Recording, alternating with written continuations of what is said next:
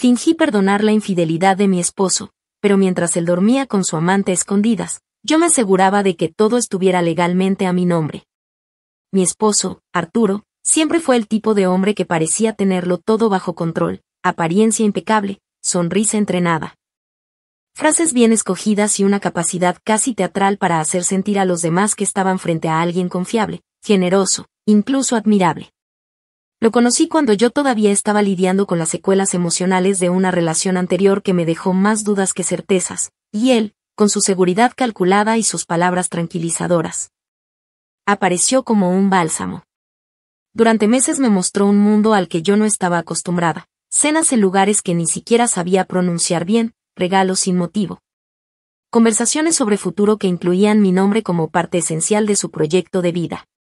Y aunque muchas veces sentía que todo era demasiado bueno para ser verdad, me obligaba a creer que quizá, solo quizá, después de tanto tropezar, esta vez sí me había tocado algo bueno. Nos casamos relativamente rápido. A los 11 meses de conocernos ya teníamos fecha, invitaciones, y una boda elegante que fue casi una exhibición de poder por su parte. No me quejaba, claro. Yo me sentía querida, importante, protegida. Además, teníamos un acuerdo prenupcial que, en su momento, me pareció prudente.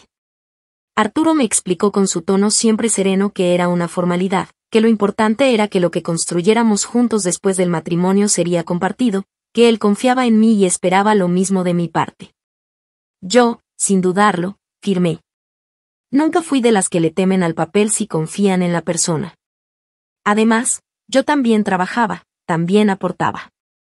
Quería un matrimonio de socios, no de dependientes. Durante los primeros 2 años todo pareció mantenerse en el mismo tono, él con sus negocios, sus constantes viajes, sus cenas con clientes importantes, sus llamadas que no podían esperar.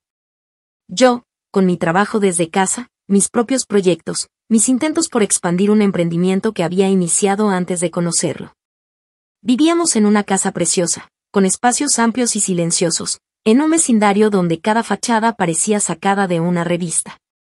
La familia de Arturo me aceptó con cortesía, aunque siempre sentí un dejo de distancia, como si estuvieran acostumbrados a ver pasar mujeres por su vida y simplemente esperaran que, en algún momento, yo también me desvaneciera. Pero yo estaba decidida a quedarme, a demostrar que éramos una pareja sólida, funcional, complementaria. Todo cambió un día cualquiera. Arturo me pidió que revisara un documento urgente en su laptop porque él estaba en una llamada. Lo hice sin pensar. La pantalla ya estaba abierta, y mientras buscaba el archivo que me indicó, vi un correo con un asunto demasiado íntimo como para ser de trabajo. Pude haberlo ignorado. Pude haber hecho como si no existiera. Pero algo en mi estómago se retorció, y mis dedos actuaron por su cuenta. Abrí ese mensaje y leí. Luego abrí otro. Y otro. Lo que encontré no fue un simple coqueteo, no fue un error de una noche. Era una relación. Una relación paralela, con otra mujer, con la que incluso hablaba de empezar de nuevo, de estar cansado de las mentiras, de no querer seguir fingiendo una vida que no lo llenaba. No hablaba de mí como su esposa. Me mencionaba como una carga emocional, como un compromiso que no sabía cómo terminar sin hacer un escándalo. Me congelé. Sentí como se me iba la sangre a los pies, como el aire se volvía denso, como cada palabra que había salido de su boca en los últimos meses cobraba un nuevo significado. Cerré la laptop. No lloré. No grité. No rompí nada. Me miré al espejo del pasillo, me acomodé el cabello, respiré hondo y regresé con el archivo en la mano. Se lo entregué como si nada. Me agradeció con una sonrisa. Me acarició la espalda y dijo que más tarde podíamos cenar afuera. Acepté. Esa noche, mientras él dormía profundamente, probablemente soñando con su otra vida, yo estaba en la sala, con una libreta en la mano. Empecé a escribir todo. Fechas. Nombres. Códigos. Claves. Recordé frases, actitudes, llamadas que antes no me hicieron ruido y que ahora eran una sinfonía completa de señales ignoradas. Y entonces tomé una decisión, no iba a confrontarlo. No iba a exponerlo. No iba a convertir mi vida en una batalla emocional con gritos y lágrimas. Fingiría que no sabía nada. Fingiría que lo perdonaba antes de siquiera enterarme. Me haría más cercana, más comprensiva, más confiada. Porque si él creía que era el único que podía jugar con las apariencias, estaba muy equivocado. Yo también sabía fingir. Y si él quería vivir una doble vida, yo iba a usar esa misma estructura para construirle una caída tan lenta, tan cuidadosamente orquestada, que no tendría ni idea de cuando empezó a perderlo todo. Así empezó mi venganza. En silencio. Con una sonrisa. Y con la certeza absoluta de que si él me había traicionado en secreto, yo lo iba a destruir a la vista de todos, sin levantar la voz. Actualización 1. Habían pasado 3 semanas desde el descubrimiento. 3 semanas en las que me vi obligada a convertirme en actriz de tiempo completo, reprimiendo el asco que sentía cuando él me abrazaba por la espalda en la cocina mientras cocinaba. Ocultando el desprecio cada vez que fingía estar demasiado ocupado para cenar conmigo por culpa de una reunión de último minuto. Cada noche que lo veía salir arreglado, oliendo al perfume que yo le regalé, sabiendo exactamente a dónde iba y con quién, me obligaba a sonreír y decirle que lo esperaba despierta. Pero por dentro, cada despedida era una oportunidad para afinar un nuevo detalle de mi plan. No me temblaba el pulso, al contrario, había una claridad fría en mi cabeza que nunca antes había sentido. Me propuse 3 objetivos inmediatos. Primero, asegurarme de que él no sospechara ni por un segundo que yo sabía lo de su amante. Segundo, comenzar a mover nuestras finanzas lentamente a un terreno donde yo tuviera el control absoluto. Y tercero, recopilar pruebas no para exponerlo, porque no me interesaba el escándalo público, sino para reforzar legalmente todo lo que estaba por hacer. No quería venganza emocional. Quería venganza patrimonial. Y no una cualquiera. Quería que se sintiera completamente seguro antes de caer. Que pensara que había ganado.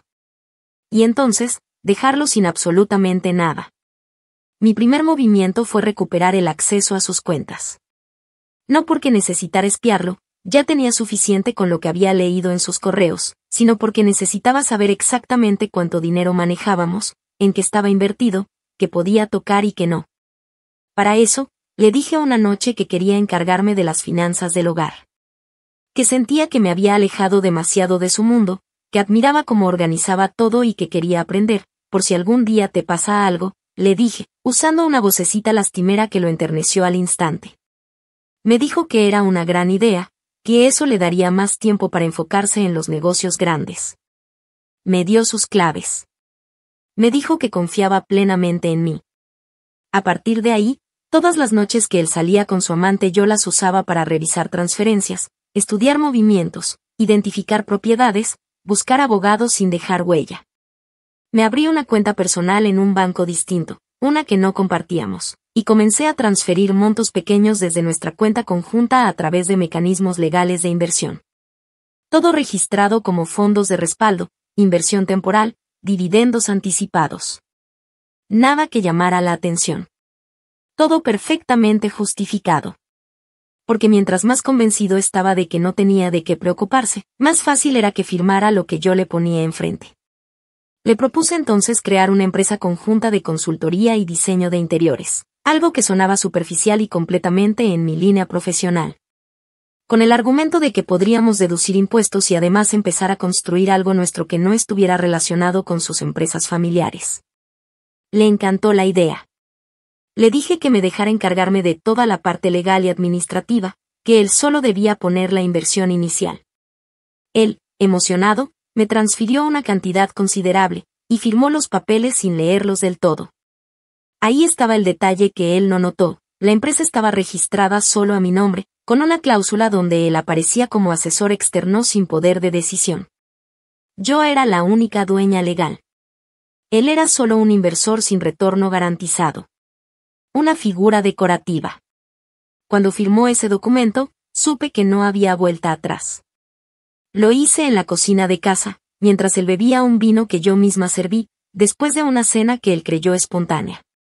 Mientras firmaba, bromeó diciendo que ahora sí íbamos a ser socios en todo. Le respondí que sí, que ahora éramos verdaderamente una sociedad sólida. Por dentro, Tuve que contener la risa.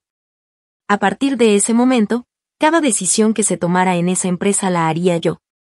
Cada contrato, cada ingreso, cada movimiento fiscal quedaba bajo mi nombre. Con su dinero.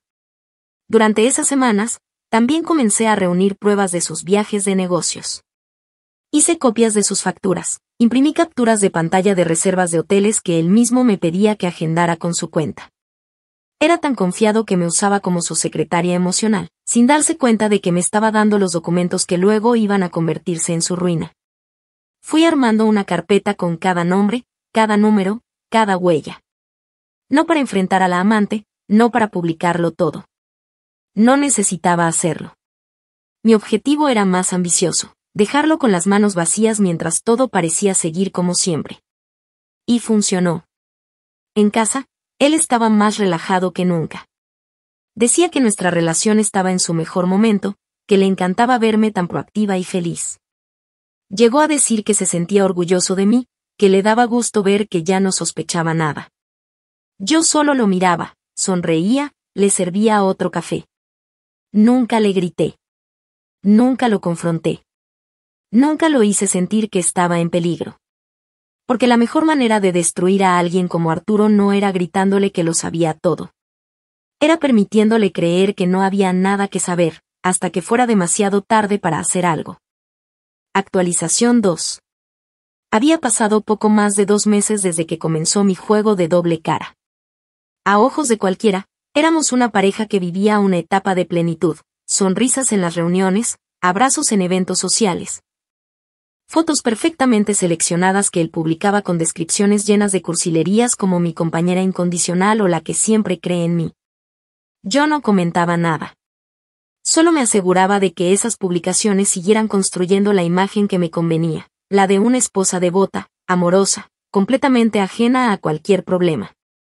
Pero en casa, cuando nadie nos veía, la historia real se escribía con cada nuevo contrato que firmaba a espaldas de Arturo y cada transferencia que dirigía con precisión quirúrgica a la empresa que ya era solo mía. Aunque él todavía creyera lo contrario. La amante, porque ya no tenía sentido llamarla la otra como si fuera un secreto, empezó a hacer ruido. Lo supe no porque él me lo dijera, sino porque empecé a notar los cambios en su forma de hablar, en su cuerpo, en su mirada. Ya no se sentía invencible. Llegaba más tenso, con los ojos más apagados, y a veces incluso evitaba el contacto físico. Una noche, mientras cenábamos, me dijo que estaba pasando por una crisis existencial, que se sentía desbordado y que necesitaba espacio. Le respondí con la ternura más calculada que pude ensayar, diciéndole que podía contar conmigo para lo que fuera, que si necesitaba un respiro, yo podía viajar unas semanas a visitar a mi familia. Por dentro, celebraba. Su culpa lo estaba desgastando y eso me facilitaba aún más el control. Pero su amante no era discreta. Una mañana, al revisar los estados de una cuenta secundaria de Instagram que usaba para seguir lo que él creía que era solo una comunidad de diseño, encontré una historia que me heló la sangre. Y luego me encendió como fuego. La mujer había subido una foto donde se notaba claramente el reflejo de Arturo en una copa de vino, en un restaurante que conocía perfectamente porque habíamos ido juntos en nuestro primer aniversario. El pie de foto decía algo como con mi verdadero amor, aunque el mundo no lo sepa todavía. En lugar de sentir rabia, sentí un alivio extraño. Aquella mujer era tan torpe que me estaba regalando municiones sin saberlo. Guardé la captura. Hice una copia impresa y la guardé en la carpeta de evidencia que ya empezaba a parecer un archivo judicial. Ese mismo día, decidí avanzar con el segundo movimiento de la venganza. Aprovechando el estado vulnerable de Arturo, le propuse que formalizáramos nuestra empresa de decoración no solo como un proyecto financiero, sino como una marca consolidada con proyección internacional. Le hablé de registros de marca, licencias exclusivas, convenios con proveedores, una expansión hacia una segunda sucursal. Le encantó. Era lo suficientemente superficial como para halagar su ego, pero con la seriedad legal suficiente como para que no sospechara que todo era una trampa. Le dije que necesitaba firmar unos documentos adicionales para actualizar los estatutos de la empresa, y sin leerlos, firmó. En ellos, se desligaba completamente de cualquier decisión futura y, lo más importante, Aceptaba que la inversión inicial ya no era reembolsable por haber sido absorbida como capital de arranque sin compromisos contractuales de devolución. Era decir, legalmente, que había regalado su dinero. Esa noche, me pidió que durmiéramos abrazados. Dijo que me sentía más cerca que nunca. Que le aliviaba saber que, pase lo que pase, siempre tendría un hogar a mi lado. Lo escuché sin mover un músculo, con la respiración medida y la voz apenas quebrada cuando le respondí que yo también lo sentía así. Era curioso cómo, mientras me decía esas cosas al oído, yo no pensaba en nuestro pasado, ni en los momentos que algún día creí verdaderos. Solo podía visualizarlo leyendo los documentos de disolución que eventualmente le entregaría, sin entender cómo se había quedado fuera de todo. Mientras tanto, seguí recopilando pruebas. Una de las cosas más útiles que descubrí fue que él usaba su cuenta empresarial para costear los encuentros con su amante, hoteles, vuelos, cenas, regalos. Todo pasaba como gastos de representación. Lo que no sabía era que, al hacerlo, estaba dejando un rastro perfecto de uso indebido de fondos empresariales, cosa que más adelante podía usar en su contra no solo para humillarlo legalmente, sino también para invalidar cualquier intento de reclamo económico. Guardé recibos, correos, incluso reservas que él me pedía que organizara con mi nombre, creyendo que estaba usando a su esposa como su asistente personal. Me convertí en la sombra de sus pecados, pero con toda la estructura legal de mi lado. Mi abogado, con quien ya tenía reuniones periódicas, me felicitaba en cada encuentro. Me decía que pocas veces había visto un caso donde la víctima actuara con tanto temple y visión a largo plazo. No le hablé del aspecto emocional, porque no tenía sentido. A esas alturas, Arturo ya no era mi esposo. Era un proyecto. Un objetivo. Un edificio que yo misma iba a demoler ladrillo por ladrillo mientras él creía que yo lo ayudaba a restaurarlo. Lo único que debía cuidar era no moverme demasiado rápido. La venganza necesita ritmo, pero también precisión. Y yo ya había empezado a medir el suyo para cortarle el aire justo en el momento que creyera que podía volver a respirar tranquilo. Actualización 3. Había pasado un poco más de 5 meses desde la primera vez que descubrí los mensajes.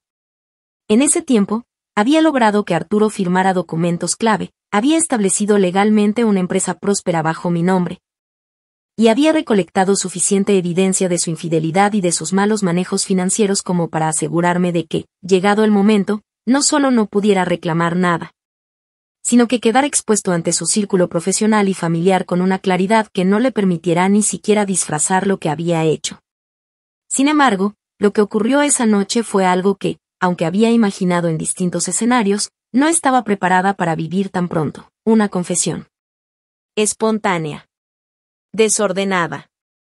Y, por sobre todo, desesperada. Fue una noche de viernes. Él llegó visiblemente borracho, con la corbata floja y el perfume mezclado con olor a alcohol barato. Al principio creí que me iba a ignorar como de costumbre, que se encerraría en su estudio y que yo simplemente seguiría con mi rutina de siempre, revisar correos, anotar cifras, planear movimientos legales. Pero esta vez fue distinto. Se dejó caer en el sofá, me llamó con un gesto tembloroso de la mano y me pidió que me sentara junto a él. Su voz estaba cargada de esa culpa azucarada que los infieles utilizan cuando ya no pueden sostener la máscara. Me dijo que me amaba, que siempre me había amado, pero que había cometido un error estúpido. Que conoció a una mujer durante un viaje de negocios, que al principio fue una tontería, pero que luego se sintió atrapado. Que ella empezó a presionarlo, a pedirle cosas, a reclamarle por cada momento que pasaba conmigo. Que ya no sabía cómo salir de eso sin arruinar todo. Me dijo que se sentía miserable. Que cada día que dormía a mi lado con una mentira más, le costaba respirar. Y luego, como si eso fuera una prueba de su honestidad, agregó que ya había terminado todo con ella, que le había dicho que no la amaba, que no pensaba dejarme jamás. Que yo era su hogar. No lloró, pero estuvo cerca. Y por un momento me vi tentada a responder con frialdad.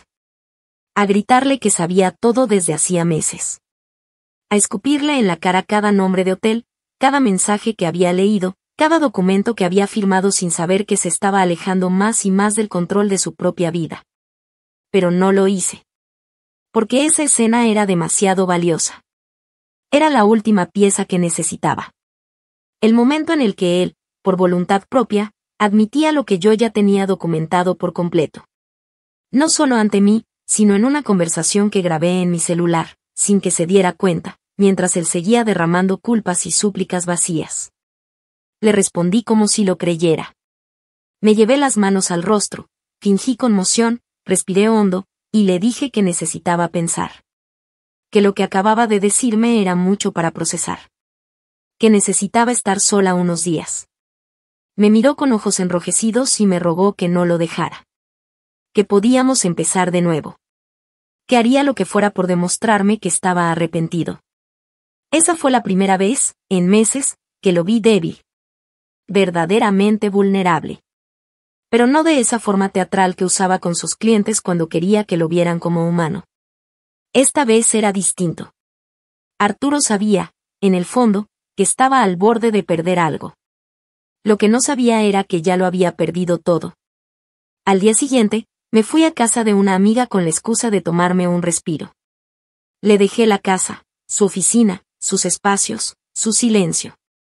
Él creyó que había logrado detener la tormenta justo a tiempo. Que la confesión lo había salvado. Pero mientras él se tranquilizaba, yo terminaba de cerrar el círculo. Desde la casa de mi amiga, envié los documentos finales para registrar el traspaso completo de los bienes adquiridos por la empresa. Las 2 propiedades compradas, los muebles que habíamos renovado juntos, pagados desde las cuentas compartidas, incluso el auto que usábamos a nombre de la empresa. Todo pasaba oficialmente a ser parte del patrimonio de la sociedad, cuyo único titular era yo. Ese fin de semana también actualicé los estatutos de la empresa para prohibir que cualquier persona ajena a la junta directiva, formada únicamente por mí, tuviera acceso a las cuentas operativas. El siguiente paso era desligar a Arturo de cualquier papel simbólico en la empresa. Un proceso que ya estaba en marcha, camuflado en la renovación de contrato por reestructuración de objetivos comerciales. Era tan perfecto que incluso si intentaba pelear, todo apuntaba a una decisión administrativa común, sin rastro de revancha ni dolo. Solo estrategia. Solo firma. Solo legalidad. Cuando volví a casa, él me recibió con flores y una sonrisa humillada, como quien se sabe aferrado por los dedos al borde de un precipicio y se conforma con el mínimo gesto de aceptación. Me abrazó fuerte, me dijo que ahora íbamos a sanar. Que ya no más secretos. Yo solo lo miré y le respondí que sí, que ahora todo iba a estar mejor. Y tenía razón. Todo iba a estar mucho, muchísimo mejor, pero solo para mí. Actualización 4. Habían pasado casi 8 meses desde que leí el primer mensaje en su laptop y empecé a construir, con una precisión milimétrica, cada capa de la caída que Arturo jamás vería venir hasta que ya estuviera debajo de los escombros. Para ese entonces, todo estaba exactamente donde lo quería. La empresa figuraba a mi nombre, las propiedades estaban blindadas por contratos que impedían su reclamo. Las cuentas se habían redistribuido con movimientos tan sutiles que ni un auditor amateur notaría las diferencias, y la imagen pública de nuestra relación seguía intacta. Él, en su ignorancia reforzada por el ego, creía que su confesión me había devuelto al redil. Me veía sonriente, disponible, incluso más complaciente. No entendía que, desde el momento en que me pidió perdón, su tiempo ya no se medía en años de matrimonio, sino en semanas hasta su desmoronamiento. Fue entonces cuando decidí llevar todo a una nueva etapa. No me bastaba con tener los activos. Quería que supiera que los había perdido. No de golpe. No en una pelea. Sino en una escena perfectamente orquestada, con testigos, con papeles, con aplausos si era necesario. Así que empecé a planear un evento. Uno profesional. Una presentación oficial del éxito de nuestra empresa conjunta, dirigida únicamente por mí, con su dinero, con su nombre omitido con tal naturalidad que ni él mismo sabría en qué momento había desaparecido de la ecuación. Le propuse una cena en casa, con amigos cercanos, colegas suyos y miembros del círculo empresarial con el que trabajaba. Le dije que quería celebrar que nuestra marca estaba creciendo, que necesitaba su ayuda para organizar algo elegante pero íntimo. Estaba tan feliz con la idea de que yo, supuestamente, lo volviera a integrar en mi mundo después de superar lo nuestro, que no cuestionó nada. Me dejó a cargo de todo. Me pidió que le avisara solo qué día debía estar listo y si debía llevar traje. Ni siquiera preguntó qué diría el discurso. Solo me sonrió y dijo que confiaba en mí. Esa fue la última vez que usó esas palabras sin entender que lo que estaba entregando no era confianza, era su sentencia. La noche del evento, la casa estaba impecable. Contraté a un equipo de producción que transformó el jardín en un pequeño showroom con pantallas LED, una barra de cócteles con branding de la empresa, y hasta un muro de logotipos con nuestras supuestas alianzas estratégicas. Lo que él no sabía era que cada una de esas marcas estaba vinculada legalmente solo conmigo. Él no figuraba como socio, ni como asesor, ni siquiera como colaborador externo. Era, a todos los efectos, un invitado más. Un espectador privilegiado de cómo su esposa, usando su dinero, lo había borrado del mapa sin necesidad de levantar la voz. Durante el discurso, hablé de cómo nació la empresa, de cómo había sido un camino difícil pero emocionante, de las decisiones valientes que había tomado para consolidar la visión que siempre tuve. Me refería a mí misma en singular. Dije mi proyecto, mi marca, mi equipo. Nunca mencioné su nombre. Nunca lo miré mientras hablaba. Pero sentí su incomodidad crecer con cada palabra. Sabía que esperaba escuchar al menos una frase que lo reconociera, una línea que lo devolviera al centro. Pero no ocurrió. Al terminar, los invitados aplaudieron. Me felicitaron. Algunos incluso lo ignoraron por completo. Y ahí, por fin, vi en su rostro el primer atisbo de duda. De desconcierto real. Empezaba a entender que algo no cuadraba. Esa noche no dijo nada. Se metió al estudio, se sirvió una copa y se encerró a leer. Horas después, vino a la habitación con el ceño fruncido y un sobre en la mano. Me preguntó qué era eso. Había encontrado uno de los contratos de cesión de propiedad en el escritorio, uno que, debo admitir, dejé intencionalmente fuera de lugar. Le expliqué con la naturalidad más cruel que pude que era un documento legal de la empresa. Que todo lo relacionado con la marca y sus bienes estaba ya a mi nombre desde hacía meses. Que él lo había aprobado. Que lo había firmado. Me preguntó, con voz apenas sostenida, si eso significaba que él no tenía derecho a nada. Y ahí, por primera vez, no fingí. Le dije que no tenía derecho a nada. Que todo lo que construimos estaba ahora legalmente blindado para que nadie, incluyéndolo a él, pudiera ponerle una mano encima. Su rostro cambió. No fue rabia. No fue tristeza. Fue el rostro de un hombre que acababa de darse cuenta que había caminado voluntariamente hacia su propia demolición mientras creía que iba a un homenaje. Me pidió explicaciones. Me dijo que era injusto. Que eso no era lo que habíamos acordado. Que me había perdonado una y otra vez por desconfiar, por ser controladora, por mis celos. Y que ahora yo lo dejaba fuera de todo. Me senté frente a él y le dije que no era venganza. Que era justicia. Que si él había decidido construir una vida paralela mientras fingía estar presente en la nuestra, entonces yo tenía derecho a construir un futuro sin él. Uno donde él no pudiera arrastrarme con su mediocridad emocional y su traición mal disimulada. No me gritó. No rompió nada. No hizo drama. Solo se fue. Y yo, en silencio, volví a guardar el contrato en su carpeta, apagué las luces, y dormí en paz por primera vez en muchos años. Porque esa fue la noche en que Arturo dejó de ser mi esposo. Y pasó a ser, oficialmente, un simple nombre que alguna vez figuró en una empresa que hoy ya no le pertenece. Actualización final. Habían transcurrido ya 10 meses desde que empecé a fingir que no sabía nada. 10 meses desde que me vi frente a esa pantalla con las manos temblando y la respiración contenida, mientras leía como el hombre con el que compartía mi cama hablaba de mí como si fuera una obligación vergonzosa. Ahora, casi un año después, la distancia entre aquella mujer rota y la que despertaba cada mañana en una casa completamente suya, con una empresa a su nombre y un futuro libre de chantajes emocionales, era tan grande que hasta yo misma a veces tenía que recordarme que todo esto era real, que no estaba soñando una fantasía de justicia bien ejecutada. Era mi vida. Y la había esculpido, centímetro a centímetro, sobre las ruinas de su mentira. Después de la cena, Arturo ya no volvió a ser el mismo. Lo intentó, por supuesto. Pasó semanas enviándome mensajes con argumentos desesperados que iban desde súplicas hasta amenazas veladas. Primero me escribió que aún podíamos hablarlo, que tal vez un abogado podía ayudarnos a renegociar.